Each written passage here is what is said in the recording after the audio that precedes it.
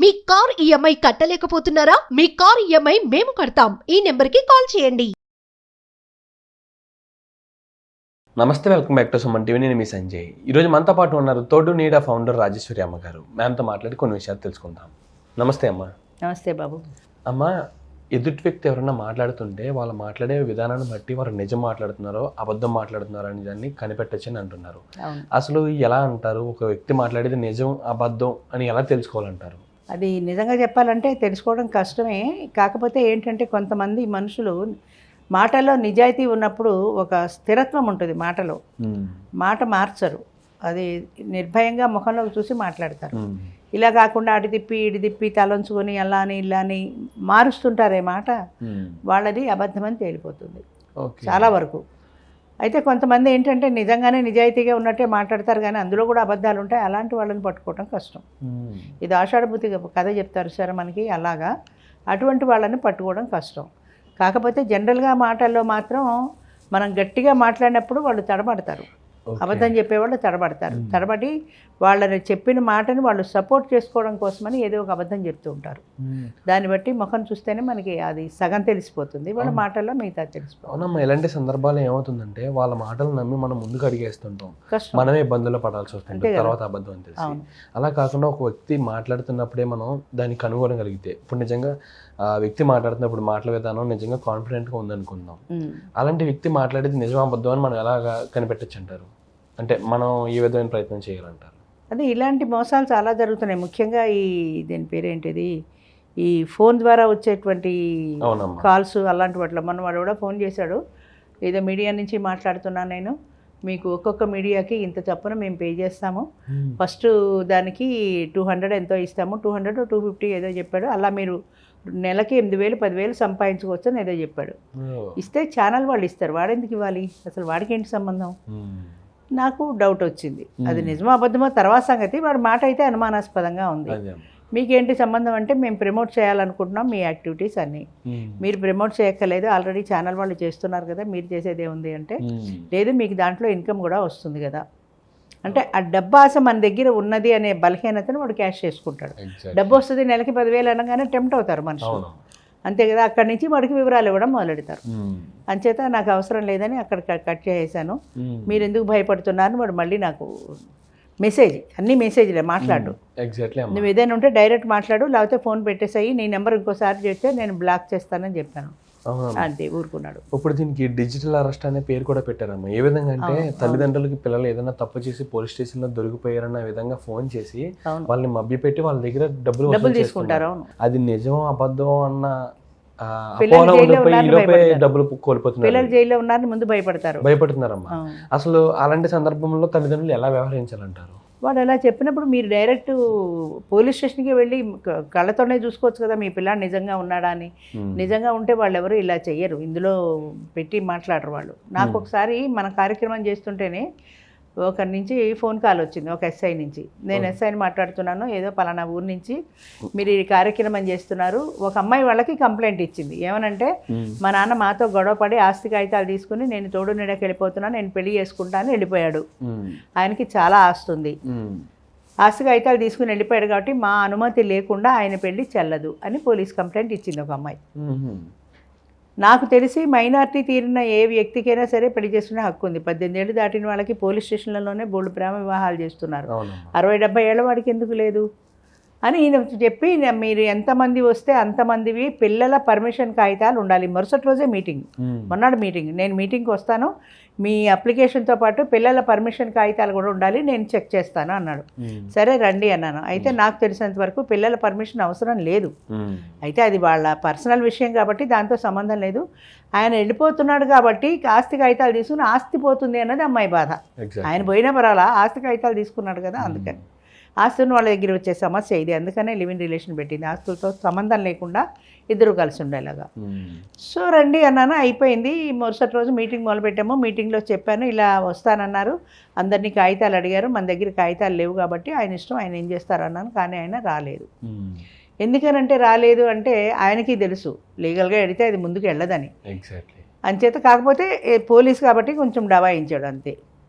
ఇంత మనం ధైర్యంగా ఉండాలి. అవతల వాళ్ళు ఎలాంటి మోసం చేసినా ఎలాంటి మాట చెప్పినా మనం ధైర్యంగా నిజాయితీగా ఉన్ననాళ్ళు మనకి ఇబ్బంది ఉండదు. ఎగ్జాక్ట్లీ అది తెలుసుకోగలగాలి అవతల వ్యక్తి ఎంతవరకు మాట్లాడుతున్నాడు, అందులో ఎంత నిజం ఉంది. ఎగ్జాక్ట్లీ అమ్మా. ప్రతి ఒక్కరు కూడా ఒక ఏదైనా వ్యక్తి చెప్పిన మాట విని అది నిజం నమ్మేస్తున్నారు తప్పితే ఒక నిమిషం నమ్మరు, నమ్మేస్తారు అంతే.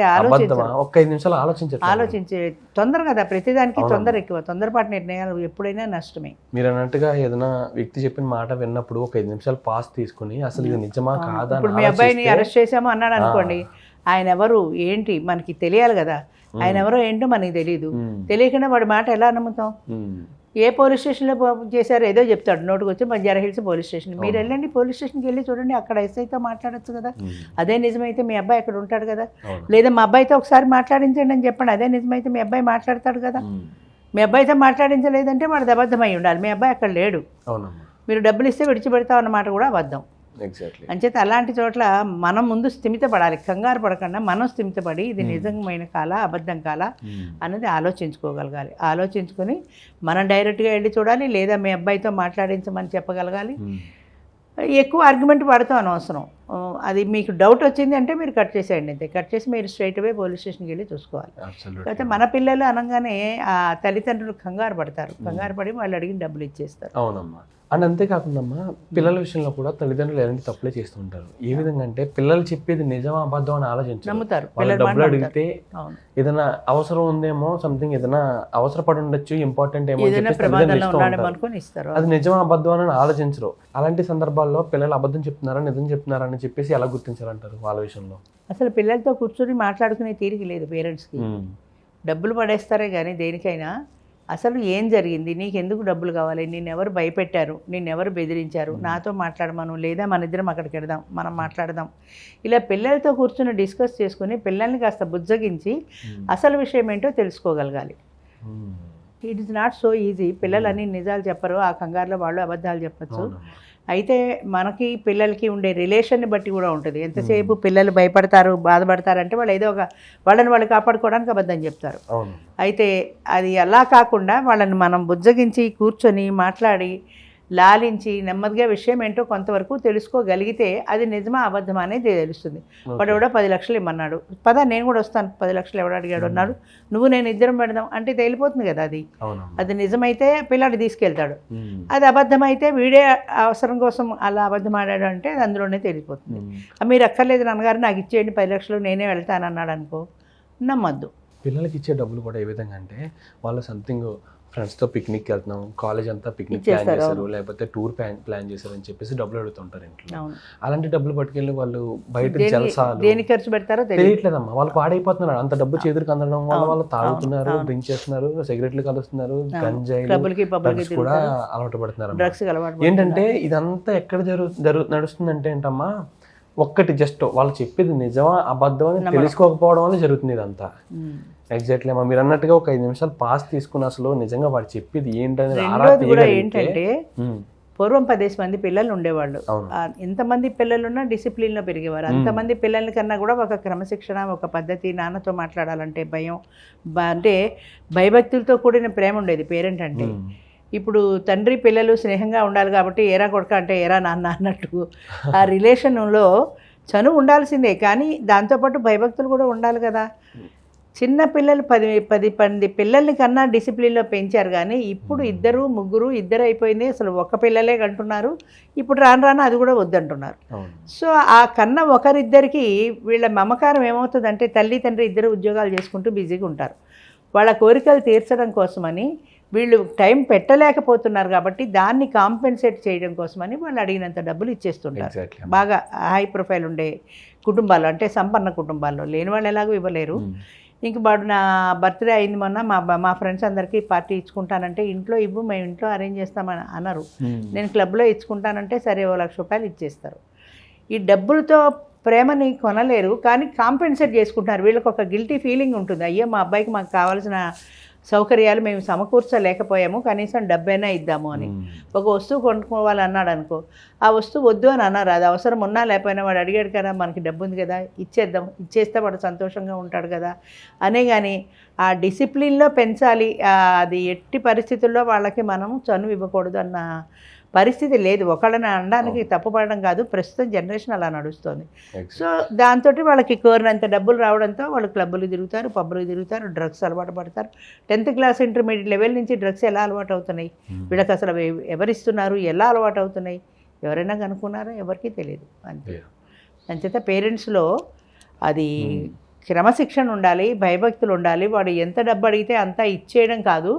ఎవరు అడిగారు నిన్ను, నువ్వు మీ స్కూల్లో పిక్నిక్ పెడుతున్నారు, సరే నేను ప్రిన్సిపల్తో నేను మాట్లాడి నేను ఇస్తాను, మీ ప్రిన్సిపల్తో ఒక్కసారి మాట్లాడతాను అంటేనే మనకు అర్థమైపోతుంది. అంత తీరిక లేదు కదా పేరెంట్కి కూడా, ప్రిన్సిపల్తో మాట్లాడి నిజమో అబద్ధమో తెలుసుకునే తీరిక లేదు. అంచేత వీడికి 10,000 ఇచ్చేస్తే గొడవ వదిలిపోతుంది కదా అనుకుంటారు. కానీ మనం ఇచ్చిన డబ్బు వాడు దుర్వినియోగం చేస్తాడేమో అనే అనుమానం ఉండదు. పిల్లాడి మీద ఉండే విపరీతమైన ప్రేమతో ఆ పొరలు కమ్మిపోతాయి. అంచేత పిల్లాడు తప్పు చేశాడని వాళ్ళు అనుకోరు, భావించరు. అంచేత ఎంతసేపటికి వాళ్ళు అడిగిన డబ్బులు ఇచ్చేసి వాళ్ళని చెడగొడుతున్నారు. వీళ్ళ డబ్బులు ఇవ్వడం వల్లే వాడు క్లబ్బులకి పబ్బులకి తిరుగుతున్నారు. ఎగ్జాక్ట్లీ అమ్మా. అంతే.